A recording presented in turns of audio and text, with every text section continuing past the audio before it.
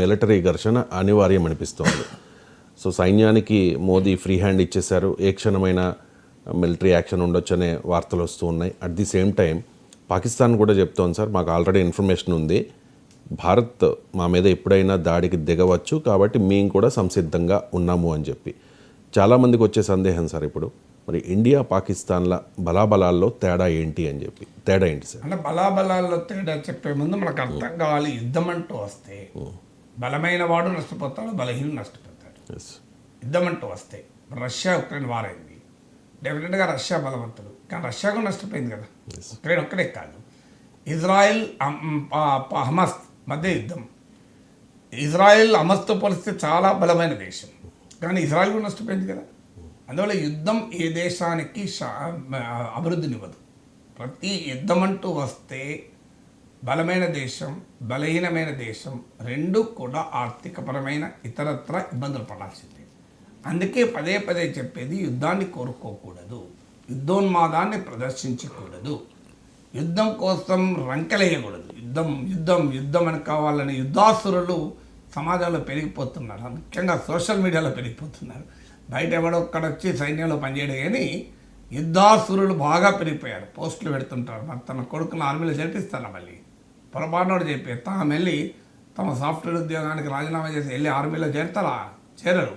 కానీ సోషల్ మీడియాలో మాత్రం యుద్ధం యుద్ధం యుద్ధం అని యుద్ధాసులు ఎక్కువైపోయారు. కానీ యుద్ధం ఎప్పుడూ కోరుకోదు, యుద్ధం అనేది మనము కోరుకోకూడదు. అదే సమయంలో యుద్ధం వస్తే భయపడకూడదు. నేను ఉదాహరణకు మహాభారతాన్ని ఉటంకిస్తూ చెప్తున్నాను. మహాభారతంలో ఏం జరిగింది? దానిలో ఈ పాండవులు ఏమడిగారు? 5 ఊర్లు ఇచ్చైనా సంధి చేసుకోమన్నారు. కానీ సంధికి దుర్యోధనుడు అంగీకరించినప్పుడు ఏం చేశారు? యుద్ధం చేశారు. శ్రీకృష్ణ పరమాత్మ యుద్ధం ఆపటానికి కౌరవ సభకు పాండవుల రాయబారిగా వెళ్ళాడు, మర్చిపోదామా? సో కానీ రాయబారిగా వెళ్ళి అక్కడ పరిస్థితులు వివరించి సంధి చేసుకోమని దుర్యోధనుడికి ప్రబోధించి దుర్యోధనుడు తిరస్కరించాడు. అలుగుట ఏ ఎరింగని యజాత శత్రువి అలిగిన నాడు అంటూ శ్రీకృష్ణుడు పద్యం మనకి ఇప్పటికీ గుర్తొస్తుంది. సో అదంతా చెప్పిన దుర్యోధను విన్నప్పుడు శ్రీకృష్ణ పరమాత్మ అర్జునుడికి సారథి అయి కురుక్షేత్రం యుద్ధ సైన్యాలు మోహరించిన వేళ మధ్యలో నిలబడి యుద్ధ వివక్షుడైపోయి, నేను యుద్ధము చేయను, నా తండ్రులు, తాతలు, కొడుకులు, మనమళ్ళు, స్నేహితులతో నేనేం యుద్ధం చేయాలి, ఈ రక్తాన్నాన్ని ఎలా బోధించాలి అంటే అర్జునుడికి గీతను బోధించి కర్తవ్యాన్ని బోధిస్తాడు. మీరు దీన్ని బట్టి ఏమర్థమవుతుంది? యుద్ధం నివారించడానికి ప్రయత్నించింది శ్రీకృష్ణ పరమాత్మ. యుద్ధం చేయనని అర్జునుడు వివశుడై పడిపోతే అర్జునుడికి ఉత్సాహాన్నిచ్చి తన కర్తవ్యాన్ని బోధించింది శ్రీకృష్ణ పరమాత్మ. అంటే అర్థం ఏంటి దీని నుంచి? సో ఇది భారతీయ తాత్విక వారసత్వం మనకేం చెప్తోంది? యుద్ధం కోరుకోకూడదు, యుద్ధ నివారణకు అన్ని చర్యలు తీసుకోవాలి, యుద్ధ పరిస్థితులు రాకుండా జాగ్రత్త పడాలి, మనం ఇచ్చే స్పందన కూడా. కానీ అదే సమయంలో అనివార్యమైతే యుద్ధం అంటూ మనపైన నెట్టబడితే దేశభక్తితో భారతీయుడు ఎవడు వెనక్కి తగ్గకూడదు. ఇది ప్రాతిపదికగా ఉండాలి. ఇకపోతే యుద్ధంలో బలాబలాలేంటి అనుకున్నప్పుడు ఏ రకంగా చూసినా ఇండియా కన్వెన్షనల్ వార్ఫేర్లో పాకిస్తాన్ కన్నా చాలా బలమే. ఎక్కువ ఉదాహరణకు రక్షణ వ్యయమే తీసుకుందాం. 2024 రక్షణ వ్యయం లెక్కలు వచ్చాయి. Stockholm international piece research institute, SIPRI అంటారు. సో వీరు ఎవ్రీ ఇయర్ ప్రపంచంలో రక్షణ పైన ఎంత ఖర్చు అవుతుంది, ఎవరు ఖర్చు పెడుతున్నారని లెక్కలు ఇస్తారు ప్రతి year. Stockholm international piece research institute, SIPRI అని, one of the very authentic and famous institution. ఈ సిప్రి 2 రోజుల క్రితం లెక్కలు ఇచ్చింది, మీరు మీడియాలో దొరుకుతుంది చూడండి. సో ఈ సిప్రి లెక్కల ప్రకారం ప్రపంచం 2024లో $2.7 ట్రిలియన్ ఖర్చు పెట్టింది. అంటే $2,70,000 ఖర్చు పెట్టింది. Equivalent to India's GDP. అంటే ప్రపంచంలో 5వ పెద్ద ఆర్థిక వ్యవస్థ అయిన భారతదేశానికి, 4వ పెద్ద ఆర్థిక వ్యవస్థ అనుకుంటాను, అయినటువంటి భారతదేశానికి సమానమైన స్థాయిలో ప్రపంచం ఆయుధాలపైన ఖర్చు పెడుతుంది.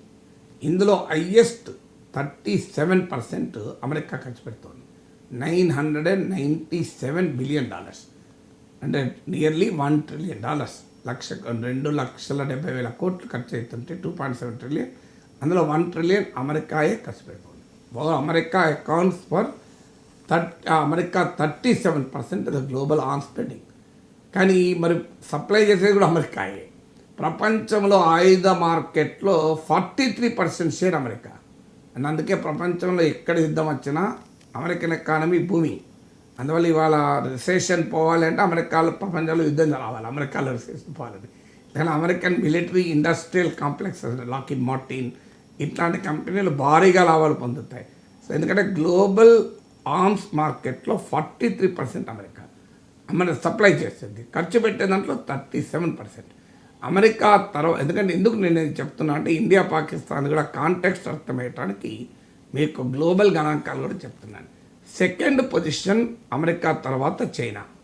China $314 billion. 1 billion is 100 crores. 1 trillion అంటే 1,00,000 కోట్లు. 1 బిలియన్ ఈజ్ 100 crore, అంటే 314 బిలియన్. మీకు అమెరికా $997 బిలియన్ ఖర్చు పెడితే అందులో లెస్ దెన్ 1/3 చైనా సెకండ్ ప్లేస్లో ఉన్న కంట్రీ. అంటే అమెరికా డామినేషన్ ఎంతో దీన్ని బట్టి అర్థమవుతుంది. సో చైనా డిఫెన్స్ స్పెండింగ్ కూడా ఈ మధ్య 7% పెరిగింది లాస్ట్ ఇయర్. సో మీకు $314 బిలియన్. ప్రపంచ మిలిటరీ స్పెండింగ్ 9.4% పెరిగింది 2024లో. ఉక్రెయిన్ వారు, వెస్ట్ ఏషియాలో ఉద్రిక్తతల నేపథ్యంలో వరల్డ్ డిఫెన్స్ స్పెండింగ్ 9.4% పెరిగింది. ఇందులో 7% ఈవెన్ చైనాది కూడా పెరిగింది. ఇది చైనా సెకండ్ పొజిషన్లో ఉంటుంది. థర్డ్ పొజిషన్లో మీకు రష్యా ఉంటుంది. రష్యా మిలిటరీ స్పెండింగ్ అయితే 2024లో అంతకు ముందు ఏడాదితో పోలిస్తే 38% పెరిగింది, 38% పెరిగింది. ఎందుకంటే ఉక్రెయిన్ వార్ ఉంది కనుక. ప్రపంచంలో అత్యధికంగా రక్షణ పైన ఖర్చు పెడుతున్న దేశం ఉక్రెయిన్. తన దేశ జీడిపిలో 34% రక్షణ పైన ఖర్చు పెడుతుంది. అంటే ఒక $100 ఉక్రెయిన్కి ఆదాయం వస్తే $34 వాళ్ళు రక్షణ పైన ఖర్చు పెడుతున్నారు. ఎంత ఇబ్బంది పడుతున్నారు దీన్ని బట్టి అర్థమవుతుంది కదా. సో ఇది హయ్యెస్ట్ జీడిపిలో భాగంగా చూస్తే డిఫెన్స్ పైన ఖర్చు పెట్టే దేశం ఉక్రెయిన్, 34% జీడిపి. సో థర్డ్ ప్లేస్లో రష్యా ఉంటుంది. ఫోర్త్ ప్లేస్లో జర్మనీ ఉంటుంది. జర్మనీ $88 బిలియన్ ఖర్చు పెడుతుంది. జర్మనీ ఈ మధ్య పెంచారు. సో ఉక్రెయిన్ వార్ నేపథ్యంలో ట్రంప్ వచ్చాక నాటో నుంచి మేము బయటకు వచ్చేస్తాం, యూరప్ కూడా తన జీడిపిలో 5% ఖర్చు పెట్టాలి, మీరు చూసుకోవాలి అని ట్రాన్స్ అట్లాంటిక్ అలయన్స్ బ్రేక్ అవుతున్న సమయంలో జర్మనీ డిఫెన్స్ స్పెండింగ్ పెంచింది, ఫోర్త్ ప్లేస్కి వచ్చింది, $88 బిలియన్. యూరప్ డిఫెన్స్ స్పెండింగ్ 17% పెరిగింది. ఇజ్రాయెల్ డిఫెన్స్ స్పెండింగ్ 64% పెరిగింది. ఇక ఫిఫ్త్ పొజిషన్ వచ్చేది ఇండియా. చాలామంది తెలియదు, ఇండియా వీక్ అని అనుకుంటారు. మనం ఎందుకు we are also equally strong military power అని చెప్పడానికి నేను ఈ గణాంకాలు చెప్పాను. So India spent $86 billion last, అంటే $8,600 కోట్ల. అంటే జర్మనీ కన్నా కేవలం $2 బిలియన్ తక్కువ. అంతే. $86 బిలియన్ మనం ఖర్చు పెట్టాం లాస్ట్ ఇయర్ 2024లో. పాకిస్తాన్ ఎంత ఖర్చు పెట్టింది? ఇక ర్యాంకులద్దు, టాప్ 5 ర్యాంక్ చెప్పాను కదా. ఈ పాకిస్తాన్ ఎంత ఖర్చు పెట్టి $10 బిలియన్ ఖర్చు పెట్టింది. అంటే పాకిస్తాన్తో పోలిస్తే భారతదేశ మిలిటరీ వ్యయం 9 రెట్లు ఎక్కువ, 9 times. చూడండి మనం ఎంత పవర్ఫుల్ అనడానికి ఈ గణాంకాలు ఉదాహరణ కదా. ఈ మధ్య మనం 2 రోజుల క్రితం ఫ్రాన్స్తో ఒప్పందం చేసుకొని 26 రాఫెల్ యుద్ధ విమానాలు కొన్నాం. దాని డీల్ ఎంత అంటే $7.4 బిలియన్. అంటే పాకిస్తాన్ ఒక ఏడాదిలో ఖర్చు పెట్టే దాంట్లో 74% మనం ఒక్క ఫ్రాన్స్ నుంచి రాఫెల్ విమానాల మీద ఖర్చు పెట్టాం అనడానికి. ఇక ఇండియాకు పాకిస్తాన్కి ఎక్కడ కంపారిజన్ ఉంది?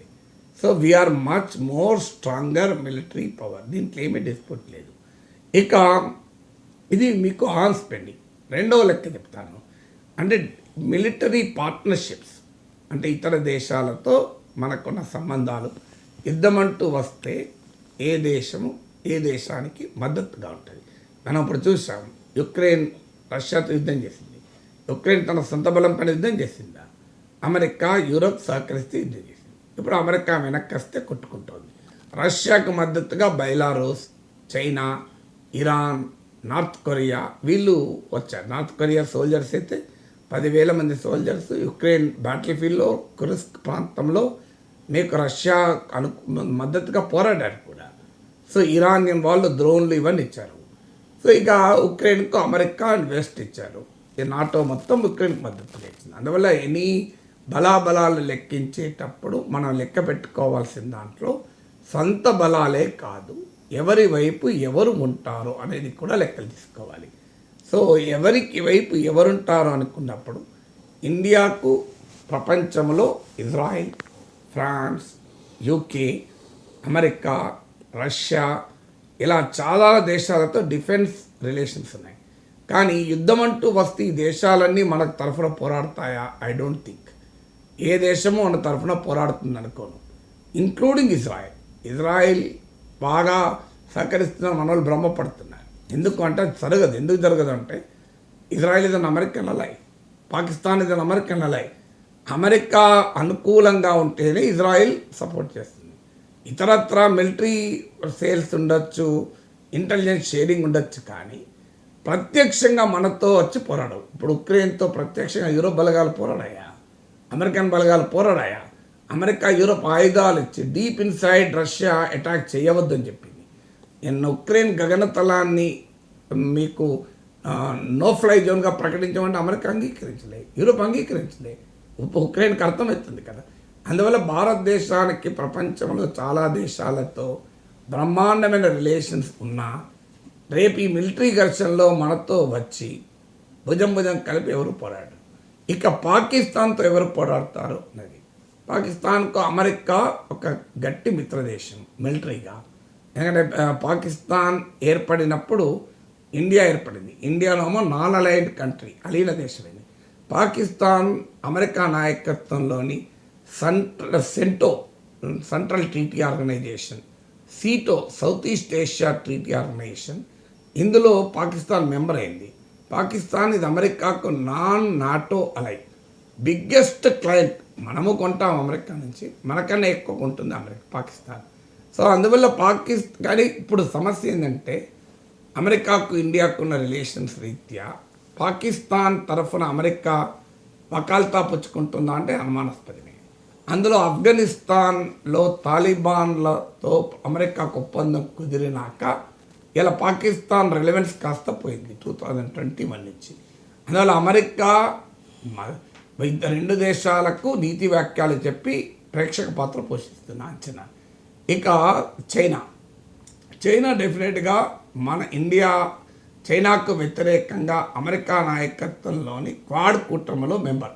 అమెరికా, జపాన్, ఆస్ట్రేలియాతో కలిసి.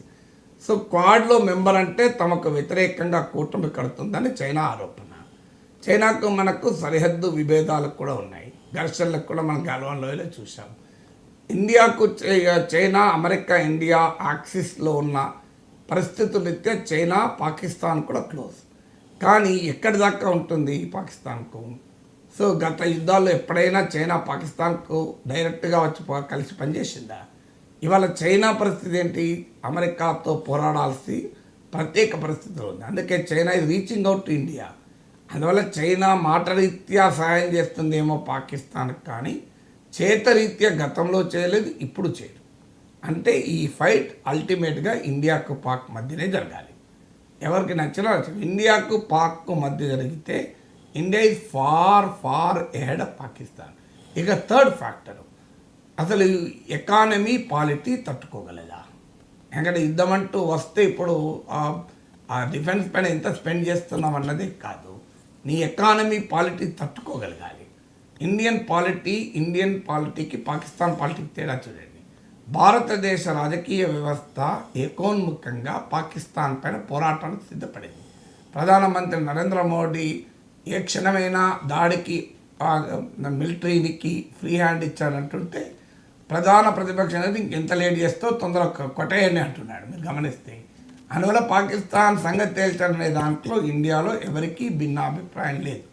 ఇంక్లూడింగ్ ఎంఐఎం నాయకుడైన అసదుద్దీన్ ఓవైసీ కూడా పాకిస్తాన్ కోలుకోకుండా మిలిటరీ దెబ్బతీయాలని డిమాండ్ చేస్తున్నారు. పాకిస్తాన్ అసీం మునీల్ అంటాడు, ముస్లింలు అంతా మా వాళ్ళు, హిందువులంతా మీ వాళ్ళు అంటున్నాడే. మరి అసదుద్దీన్ ఓవైసీని మించిన ముస్లిం ఆసిమ్ మునీర్, ఆ ముస్లింల హక్కుల కొరకు దేశమంతటా తిరుగుతున్న వ్యక్తి అసదుద్దీన్ ఓవైసీ. ఏమంటాడు Asaduddin Owaisi? Pakistan is a failed state, ఇది రోగ్ స్టేట్, దాని సంగతి తేల్చండి అంటున్నాడు. దాన్ని కోలుకోకుండా అటాక్ చేయండి అని అంటున్నాడు. ఇప్పటికైనా పాకిస్తాన్కి అర్థం కావాలి ఏంటి అనేది. సో అందువల్ల పాకిస్తాన్ పాలిటీ ఏమో ఇమ్రాన్ ఖాన్ జైల్లో ఉన్నాడు. ఇమ్రాన్ ఖాన్ మనుషులు ఆర్మీ వెంటనే తిరగబడ్డారు. సో పాకిస్తాన్ ప్రభుత్వానికి లెజిటిమసీ లేదు, పాక్ ఆర్మీకి లెజిటిమసీ లేదు. పాక్ ఆర్మీకి అసీమ్ మునీర్ వర్సెస్ అసీమ్ మునీర్ ఈ మధ్య 5 మిలిటరీ జనరల్ తనతో సహా 5 మిలిటరీ జనరల్కి ఎక్స్టెన్షన్ ఇచ్చుకున్నాడు. దాంతో ఆర్మీలో ఇతరులు ఆయనతో పోటీ పడే వాళ్ళకి కోపం పెరిగిపోయింది. ఇండియన్ ఆర్మీకి ఈ ప్రాబ్లం లేదు. Indian army highly discipline force. So ఇది తర్వాత పాకిస్తాన్కు బెలూచిస్తాన్ అటాక్ తిరగబడుతోంది.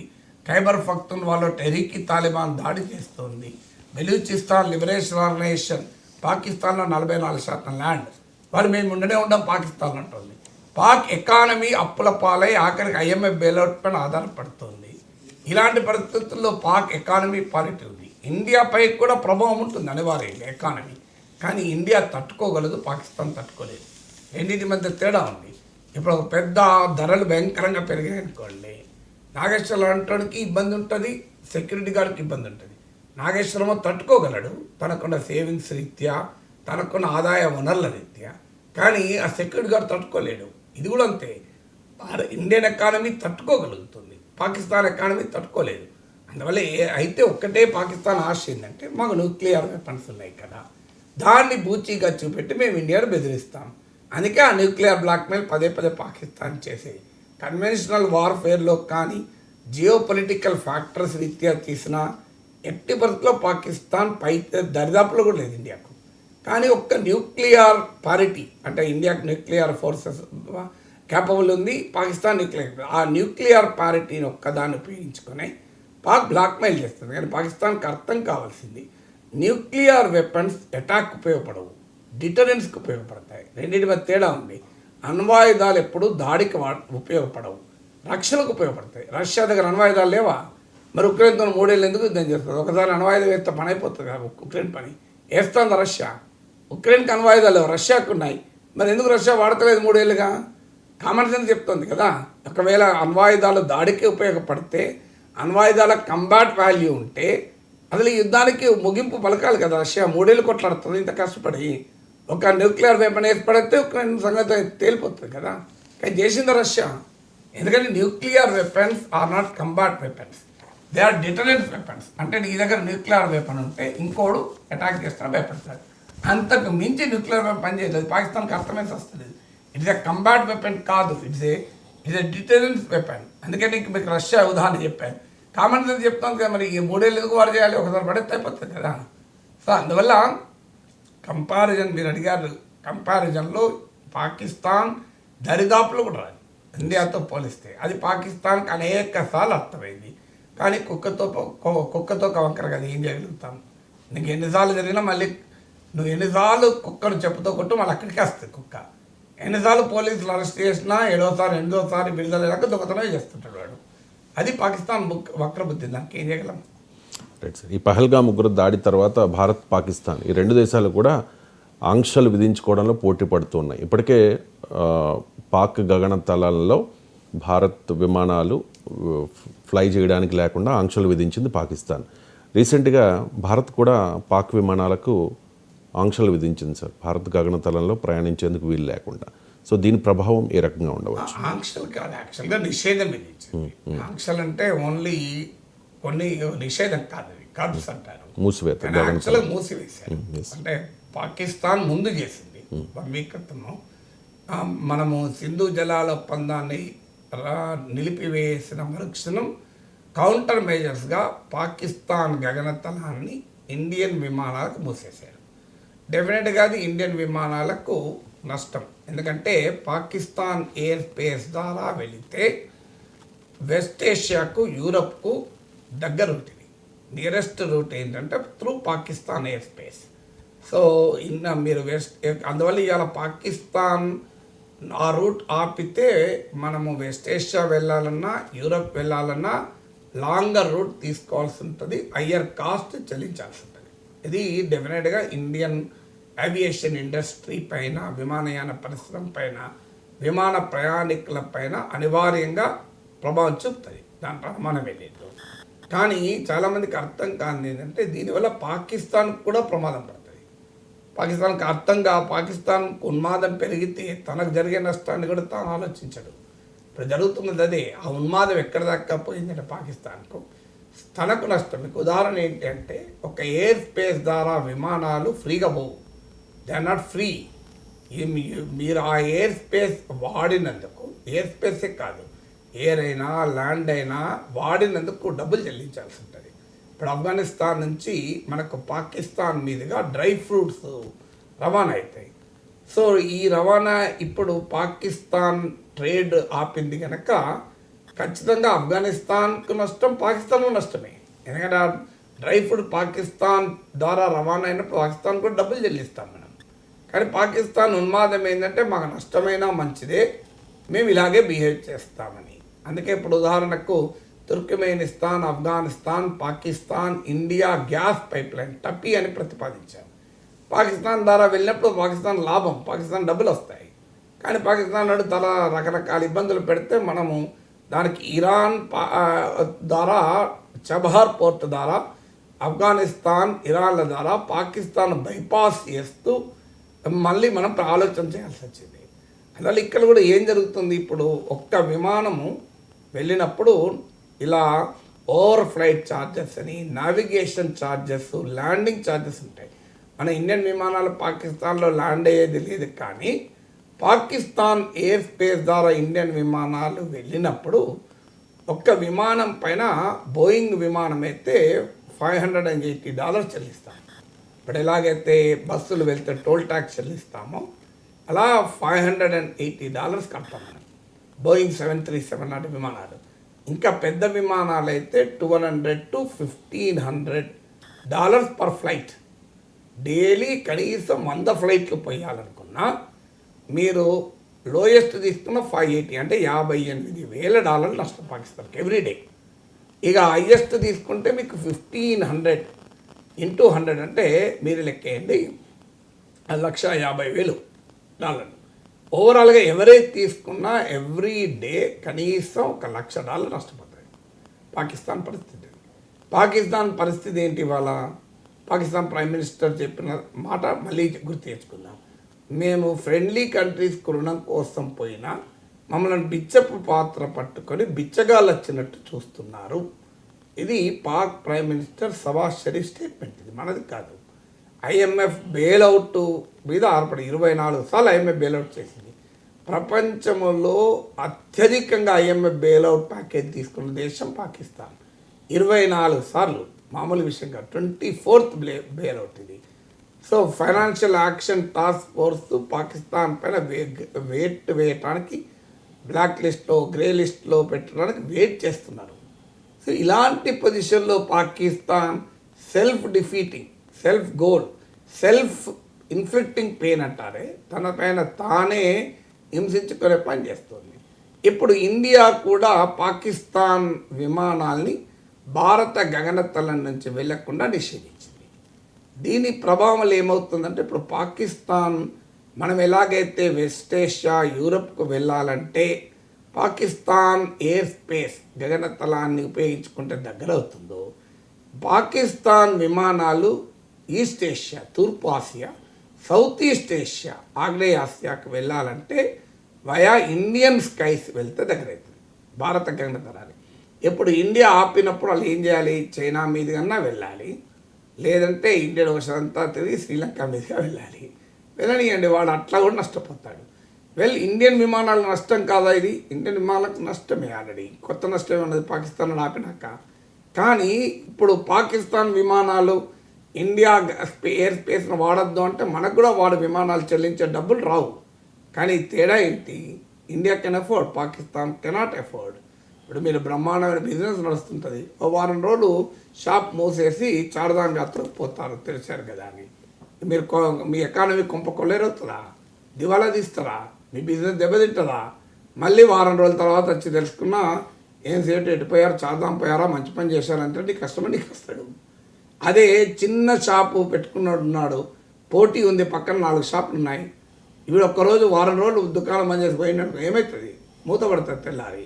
అందువల్ల ఎవడి కెపాసిటీ ఎంత అన్నది కదా, నీ కెపాసిటీ ఎంత, నా కెపాసిటీ ఎంత. సో 30,000 ఐటీ జాబ్ వచ్చిన వాడు రిట్రెంచ్ అయితే, బెంచ్ మీద రిట్రెంచ్ అయి లే ఆఫ్ అయితే ఒక ఏడాది పాటు బతకడం కష్టం. 3 లక్షల శాలరీ, 36 లక్షలు, 50 లక్షల ప్యాకేజ్ తీసుకొని 10 ఏళ్ళు పనిచేసిన అతను ఒక 6 నెలలు లే ఆఫ్ అయితే కింద మీద కాడు. ప్రశాంతంగా ఆ టైంలో ఏమైనా తీర్థయాత్రలకు, విహారయాత్రలకు వెళ్ళొస్తాడు, ఫ్యామిలీతో గడుపుతాడు, కాస్త అప్డేట్ చేసుకుంటాడు. అందువల్ల ఇది కూడా అంతే.